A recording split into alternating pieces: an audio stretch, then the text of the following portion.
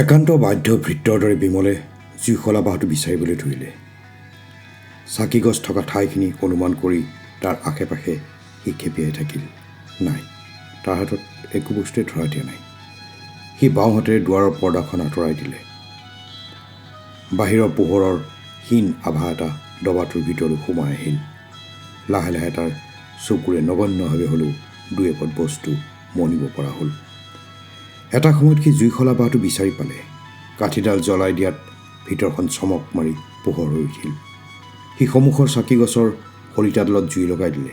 ক'ত থাকিলি যোৱা দুদিন? দিনকাল বেয়া, ভাব হ'ল তোৰ কিবা অঘটনেই ঘটিল হ'বলা। বিমলে এইবাৰ চাকিগছ হাতত তুলি ল'লে। যিটো কোণৰ পৰা মাতটো ভাঙি আহিছে, য'ত সি কিছু পৰ আগে খাকী ৰঙৰ কাপোৰ পিন্ধা মানুহটো দেখিছিল, সেই অভিমুখে সি লাহে লাহে আগবাঢ়ি গ'ল। তাৰ ভিতৰৰ পৰা ভয়ৰ ভাৱ আঁতৰি গ'ল। এক বিস্ময়কৰ যাদুকৰী কিবা এটা দেখা পোৱাৰ আশাত সি উত্তেজিত হৈ পৰিল। ৰহস্যময় আন্ধাৰত নিমজ্জিত মানুহজন এতিয়া লাহে লাহে চাকিৰ পোহৰত পৰিস্ফুট হৈ পৰিবলৈ ধৰিলে। বিমলৰ বাবে ই হ'ল এক অভাৱনীয় আৰু সীমাহীন বিস্ময়ৰ অভিজ্ঞতা। কেনেকৈ এইখিনি পালাহি? বিমলে প্ৰায় চিঞৰ মৰাৰ দৰে কথাষাৰ সুধি পেলালে। ৰাতিৰ সেই নিস্তব্ধতাৰ মাজত গোটেই ডবাটোৰ ভিতৰখন যেন ৰজন জনাই গ'ল। নিজৰ বিস্ময়াভিভূত মাতে প্ৰতিধ্বনি তুলি বিমলক তাৰ এই অসাৱধানী কাৰ্য সম্পৰ্কত শংকিত কৰি তুলিব লাগিছিল যদিও তাৰ মনলৈ তেনে কোনো ভাৱ নাহিল। ডম্বৰুকাৰীৰ সন্মুখত সি সকলো ভয় শংকাৰ পৰা মুক্তি পাই গৈছে। এক বিশ্বস্ত পিতৃৰ প্ৰসাৰিত বাহুৰ নিৰাপত্তাই বিমলক যেন আশ্বাস দি গ'ল। তাৰ কাৰণে আৰু কোনো সংশয় নাই। সি জীৱনৰ সুদীৰ্ঘ দৌৰত পাই গৈছে এক নিৰাপদ সহচৰী। কোন? বিমল ক্ষন্তেকৰ বাবে থমকি ৰ'ল। হঠাৎ তাৰ মনলৈ আহিল সি যথাৰ্থতে তাৰ পৰিচিতি দিয়াটো উচিত হ'ব নে নহয়। কাৰণ মনৰ সাময়িক উত্তেজনাৰে পৰিচালিত হ'বলৈ দিয়াটো জানো বুদ্ধিমানৰ কাম হ'ব? আহিবৰ দুদিন আগতে তাক অৰূপাই কৈছিল, এনেকুৱা অভিযানত নিজৰ নাম ধাম যিমান পাৰা গোপনে ৰাখিবৰ চেষ্টা কৰাই ভাল। ক'ত কেনেকৈ দুৰ্যোগ নামি আহে অনুমান কৰিব নোৱাৰি। পিছলৈ যেতিয়া সময়ৰ সোঁতত সাধাৰণ মানুহে বহু কথাই পাহনিৰ গৰ্ভলৈ বিস্মৃতিৰ গহ্বৰলৈ ঠেলি দিয়ে, তেতিয়া হয়তো তুমি নিৰ্ভয়ে তোমাৰ জন্মগত চিনাকিৰে চলাই দিব পাৰিবা। বৰ চিন্তা কৰিব পৰা ছোৱালী আছিল অৰূপা, বিমলে ভাবিলে। ঠিক এই মুহূৰ্তত তাইৰ এনে পৰামৰ্শই তাক দুমোজাত পেলাইছে। সি নিশ্চিত হ'ব পৰা নাই কি ধৰণে সি ডম্বৰুকাৰীৰ উত্তৰটো দিয়ে। আন্ধাৰত চকুৰে ভালদৰে মনিব নোৱাৰা হৈছোঁ। ঠিকেই, পিছে তোৰ অৱয়ৱটো দেখি যেন মই তোক চিনি পাইছোঁ। তই মোৰ বৰ আপোন কোনোবা এটা। মানুহজনে কথাষাৰ শেষ কৰিব নোৱাৰিলে। বিমল, মই বিমল, সেই যে। বিমলে মনৰ সকলো দ্বিধাৰ প্ৰাচীৰ ভাঙি পেলালে। কিছু সময় বাকৰুদ্ধতাৰ নীৰৱতাৰে ভিতৰখন ভৰি গ'ল। দূৰৈত প্লেটফৰ্মত ট্ৰেইন এখন আহি ৰৈ পৰিছে।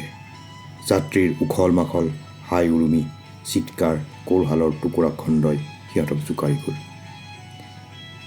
বিমলে অনুমান কৰিলে তাৰ চকু দুটা সেমেকি উঠিছে। বুকুৰ ভিতৰত কিবা এক শক্তিশালী ধোঁৰাই খুন্দা মাৰি দিছে। সি নিশ্চয়কৈ বহুত কথা একেলগে কোৱাৰ কথা ভাবিছিল। হঠাৎ কেনেকৈ জানো তাৰ মুখখন বন্ধ হৈ পৰিল। ডম্বৰুৱে মুখেৰে একো মাতিব খোজা নাই। হয়তো তাৰো কণ্ঠ ৰুদ্ধ হৈ পৰিছে। প্ৰকৃত অৰ্থ কঢ়িয়াই আনিব পৰা শব্দৰ নিষ্ফল সন্ধানত সিও বিমূঢ় হৈ পৰিছে। হাড়ে ছালে লগা হাতখন ডম্বৰুৱে তাৰ ফালে আগবঢ়াই দিলে। বিমল ওচৰ চাপি গ'ল আৰু সেই বিস্তৃত হাতে ঢুকি পোৱাত তাৰ মূৰটো ৰৈ গ'ল। ডম্বৰুৰ হাতৰ আঙুলিয়ে তাৰ ৰুক্ষ চুলিৰ মাজেদি অগাদেৱা কৰিবলৈ ধৰিলে। কি এক নিবিড় প্ৰশান্তিময় পৰশ।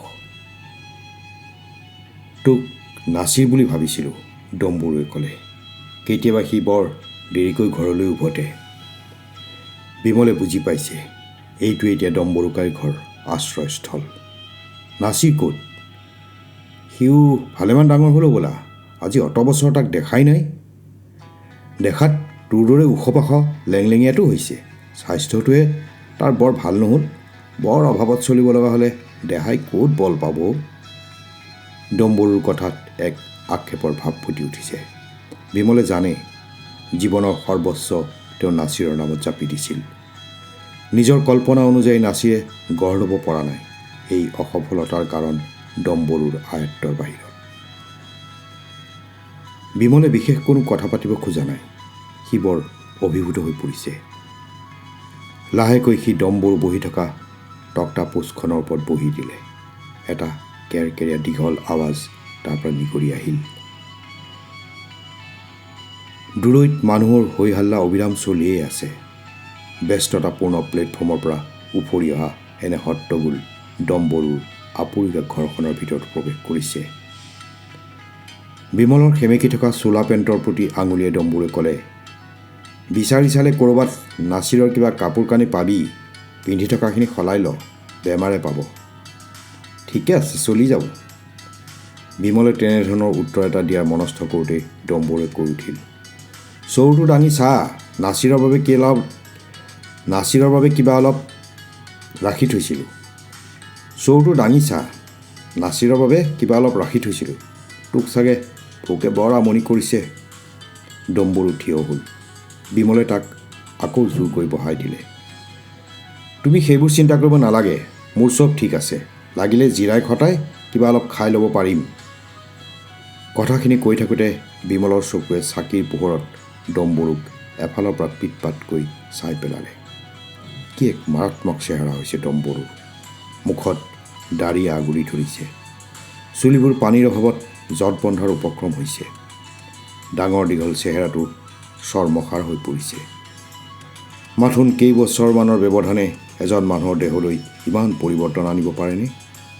যেন দুটা দশকসম দীৰ্ঘকাল এটা পাৰ হৈ গৈছে ডম্বৰুৰ শৰীৰৰ ওপৰেদি, আৰু চেপি মুচুৰি সেই দুৰ্বিষহ সময়ে নিষ্ঠুৰভাৱে তাক মষিমূৰ কৰি দিব ওলাইছে। সময়ৰ কি দুৰ্বাৰ শক্তি।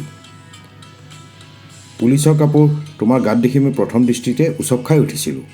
অলপ হহাৰ দৰে সুৰত বিমলৰ মুখৰ পৰা কথাষাৰ ওলাল। তোৰ দৰে কেতিয়াবা সি দুভাগ ৰাতি সোমাই যায়হি। এইফালে ডিউটি পৰিলে সি কোনেও নেদেখাকৈ মোক মাত দি যায়। কাপোৰ কানিৰ অলপ অভাৱ হোৱা বুলি সি ভাবিলে হ'বলা। কান্ধৰ তলত কাগজেৰে মেৰিয়াই অনা টোপোলাটো দি ক'লে, পুৰণি হ'ল, ডিউটিত পিন্ধিব নোৱাৰোঁ, তুমিয়ে ৰাখি থোৱা, কামত আহিব পাৰে। বছ, তেতিয়াৰে পৰা পুলিচ এজন হ'লোঁ। হাঁ হাঁকৈ ডম্বৰুৱে হাঁহিব ওলাই ৰৈ দিলে। খুব জোৰত তাক কাহে ব্যতিব্যস্ত কৰি তুলিলে। বিমলে ইমান সময় চাকিগছ হাতত লৈ থকা কথাটো পাহৰি আছিল। চাকিগছ মজিয়াত থৈ সি ডম্বৰুৰ পিঠিখন অলপ পিহি দিলে। নীলকান্ত এতিয়া পুলিচত সোমাইছে। জইন কৰাৰ আগতে মোৰ ওচৰলৈ আহিছিল। মোক কৈছিল, দাদা, কি কৰাটো ভাল হ'ব? মই ক'লোঁ, শুন, আগে নিজৰ জীৱনটো জীয়াই ৰাখিব লাগিব, তাৰপিছতহে আনৰ কথা ভাবিব পাৰিবি। ডম্বৰুৱে নীলৰ সৈতে হোৱা সাক্ষাতৰ সম্পৰ্কত কৈ যোৱা পিছৰ কথাবোৰৰ কোনোখিনি সুসংহতভাৱে বিমলৰ মূৰত নোসোমাল।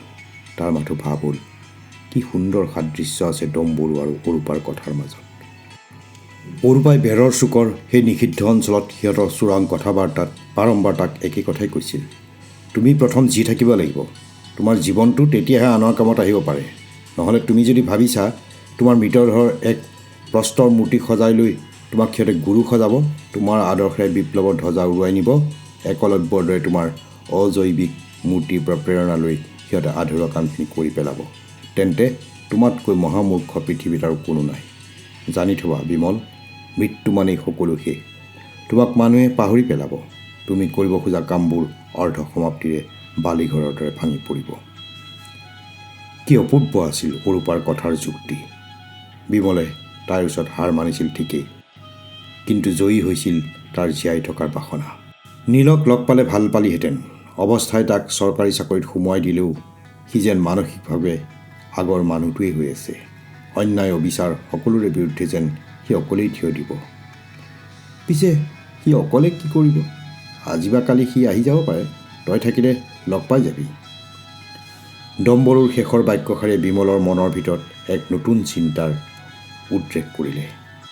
ইমান পৰে সি ডম্বৰুকাৰে সান্নিধ্যত পাই থকা নিৰাপদ আশ্ৰয়ৰ ধাৰণাখিনি যেন নিমিষতে নাইকিয়া হৈ পৰিল। নীলকান্ত তাৰ আগৰ এক বিশ্বস্ত সুহৃদ সহকৰ্মী হ'লেও বৰ্তমান সি এতিয়া পুলিচৰ চাকৰি কৰিছে। চৰকাৰী যন্ত্ৰৰ সি এক আজ্ঞাবহ নিষ্ঠাৱান কৰ্মী। এনে দুমোজাত পৰিলে সি নিশ্চয়কৈ তাৰ কৰ্মক্ষেত্ৰৰ দায়বদ্ধতাখিনি পাহৰি যাব নোৱাৰে। বিমলৰ মনটো বিভিন্ন চিন্তাৰ জোৱাৰে প্ৰচণ্ড ঢৌ তুলি ধান বান কৰি দিলে।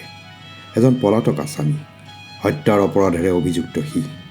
বিচাৰৰ কাঠগড়াত সুদীৰ্ঘকাল তাক লৈ তৰ্ক বিতৰ্ক চলিছে। জীৱন যৌৱনৰ মহাৰ্ঘ সময়খিনি সি কাৰাগাৰৰ চৌদিশ পৰিবেষ্টিত সুদৃঢ় প্ৰাচীৰৰ আঁৰত এক নিঃসংগ কোঠাৰ ভিতৰত পাৰ কৰি দিছে।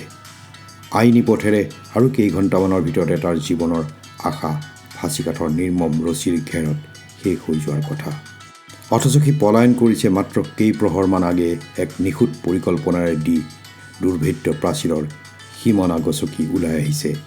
কপালত তাৰ চিহ্ন লাগি গৈছে পলাতক আছামীৰ। সমস্ত চৰকাৰী যন্ত্ৰপাতি তাক পুনৰ ধৃত কৰাত ব্যস্ত হৈ পৰিছে। সি জীৱনৰ এক নতুন অধ্যায়ৰ প্ৰত্যাশাত পথাৰে প্ৰান্তৰে পথে ঘাটে ধাৱমান হৈছে। শংকা আৰু সংশয়ৰ নিৰৱচ্ছিন্ন সংগত সি প্ৰতিটো মুহূৰ্ত পাৰ কৰি দিছে। আৰু হঠাৎ সি সন্মুখীন হৈছে তাৰ এসময়ৰ বিশ্বস্ত সহচৰ, যাৰ সৈতে সি সংগ্ৰামৰ পাঠ একেলগে পঢ়িছিল, আওৰাইছিল। সমস্বৰে বিপ্লৱৰ গান, স্বপ্ন দেখাৰ শ্লোগান, সেই নীলকান্তৰ খাকী পোছাক পৰিহিত অৱয়ৱৰ হঠাৎ সুদৃশ্য আৱিৰ্ভাৱ ঘটিছে তাৰ সন্মুখত। আৰু এনে পৰিস্থিতিত পাৰিবনে সিহঁত দুয়োজনে পাহৰি যাবলৈ ক্ষণিকৰ বাবে বৰ্তমানৰ এনে এক নিদাৰুণ বাস্তৱ? সম্ভৱ নে সিহঁতৰ বাবে অতীতৰ সেই সান্নিধ্য একাত্মীয়তাৰ ক্ষণবোৰলৈ প্ৰত্যাৱৰ্তন? বিমলে বুজিলে কথাবোৰ ইমান সহজ নহয়। নীলকান্তৰ আগমনৰ আগে সি এই ঠাইৰ পৰা আঁতৰি যোৱাই তাৰ বাবে মংগলৰ কাম হ'ব। ডম্বৰুৱে অসাৱধানতাৰে ক'ৰবাত খুন্দা মাৰি দিছে। টং টং কৰি কিবা বস্তু দুবিধমান লোহাৰ মজিয়াত লুটি খাই পৰিছে। দুখ পালা নেকি? নীলকান্তৰ সম্পৰ্কত তাৰ মনলৈ আহি থকা চিন্তাস্ৰোত বিচ্ছিন্ন কৰি বিমলে হেঁচি ৰখা ধৰণে মাতটো উলিয়াই সুধিলে। নাই। নেতিবাচক উত্তৰেৰে ডম্বৰুৱে কথাষাৰ সিমানতে সাং কৰিলেও তাৰ মুখৰ পৰা এক ব্যথাসিক্ত উচ্চ ধৰণৰ কেকনি নিৰ্গত হোৱা বিমলে শুনিছে।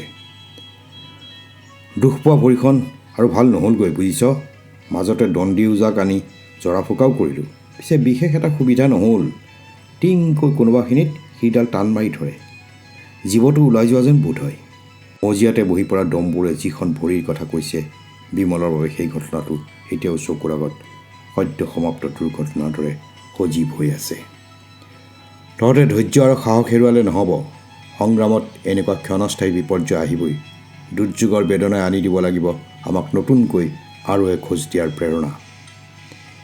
হাস্পাতালত পৰি থকা ডম্বৰুৱে সিহঁত আটাইকে আৰু বহুত কথাই কৈছিল, য'ত হয়তো মূল্যৱান পুথিৰ তত্ত্বমূলক কথাৰ কোনো উদ্ধৃতি নাছিল বা কোনোবা প্ৰসিদ্ধ ব্যক্তিৰ সাৰমৰ্ম থকা ভাষণৰ বিক্ষিপ্ত শব্দৰ অৱতাৰণা হোৱা নাছিল।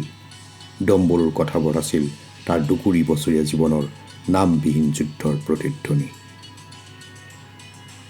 অ'ত-ত'ত কেকাই গেঠাই পৰি আছিল দুই চাৰিজন সিহঁতৰ অন্য সংগী। মালিক পক্ষৰ ভেৰণীয়া গুণ্ডাই ৰাতিৰ আন্ধাৰত সিহঁতক ঘেৰি ধৰিছিল স্কুল ঘৰটোৰ চৌহদত। মিলৰ আগত দিনজোৰা হৰতাল ধৰ্মঘটৰ পাছত তাত মানুহখিনি গোট খাইছিল। বিমল, চন্দ্ৰা, দীপকহঁতে সিহঁতৰ হাতে হাতে তুলি দিছিল তিয়াই থোৱা বুট। আটাইবোৰৰ দেহত আহি পৰা শান্তি অৱসাদ সম্ভাৱ্য বিজয়ৰ আশাই ধুই পেলাইছিল। বছৰিকা বনাছৰ যিখিনি অংশ মালিক পক্ষই কোম্পানীৰ লোকচানৰ নামত শ্ৰমিকৰ হাতৰ পৰা আঁতৰাই নিব খুজিছিল, এজন এজনকৈ সিহঁতৰ নেতাকেইজনক ছাঁটাই কৰিছিল। এই আটাইবোৰৰ এক সুসমাধান পোৱাৰ দুৱাৰদলিত যেতিয়া সিহঁত উপস্থিত হৈছিল, সেই সময়ত সিহঁতৰ ওপৰত জঁপিয়াই পৰিছিল সশস্ত্ৰ গুণ্ডা বাহিনীৰ লোক, মালিকৰ শকত ধনৰ মোনাৰে পৰিপুষ্ট হৈ। মিনিটৰ ভিতৰতে ঘটি গৈছিল কথাবোৰ। আন্ধাৰৰ মাজৰ পৰা মাথো ভাহি আহিছিল ডম্বৰু, দীপক, চন্দ্ৰাহঁতৰ চিৎকাৰ। পিছদিনা পুৱাই বিমলৰ ৰুমত ওলাইছিলগৈ নীলকান্ত। এনেদৰে পিঠি পাতি দিলেই সমস্যাৰ সমাধান হৈ নাযায়। মানুহখিনিৰ মনোবল ভাঙি পৰিছে। সিহঁতৰ ধৰ্মঘট চলাই ৰাখিবলৈ কিবা এটা নতুন কৰিব লাগিব। কোম্পানীৰ গেটত মিটিং এখন পাত, তাতে কিবা এটা সিদ্ধান্ত ল'ব লাগিব। বিমলে বিচনাৰ পৰা মাত লগাইছিল। তেনেধৰণৰ কথাৰে কাম নহ'ব। সিহঁতে হাজাৰ বিজাৰ মিটিং দেখিছে, শয় শয় ভাষণ শুনিছে, অন্য কিবা এটা। বিমলে বুজি উঠিছিল নীলকান্তৰ মূৰত কিবা এটা নতুন চিন্তাৰ উদ্ৰেক ঘটিছে। সি নিশ্চয়কৈ অভিনৱ পৰিকল্পনা এটা লৈ আহিছে। তাক উৎসাহ দিবলৈ বিমলে ক'লে, কি কৰিম বুলি ভাবিছ? নাটক কৰিব লাগিব, নাটক। সুদা পেটেৰে তোৰ নাটক কোনে চোৱাৰ কল্পনা তোৰ মনলৈ আহিছে?